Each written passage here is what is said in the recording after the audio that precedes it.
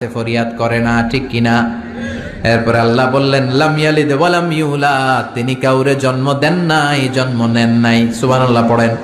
ওয়া লাম ইয়াকুল লাহু কুফুয়ান আহাদ, তার মতো কেউ নাই। এটা আল্লাহর অস্তিত্বের ব্যাপারে একটা গুরুত্বপূর্ণ আকীদা। খেয়াল রাখবেন, আল্লাহর মতো কেউ হয় না, তিনি তার মতো। তিনি, অনেকে প্রশ্ন করে, কারণ হাদিসে পাওয়া যায় আল্লাহর হাত আছে, ইয়াদুল্লাহি ফাওকা আইদিহিম ইয়াদুল্লাহি ফাওকাল জামাআ, একসাথে যারা থাকে তাদের উপর আল্লাহর হাত থাকে। তার মানে আমার মতো হাত না, আল্লাহর রহমত থাকে, ঠিক কিনা? আল্লাহ আরশের উপর থাকেন, কেমনে থাকেন এটা আমরা জানি না।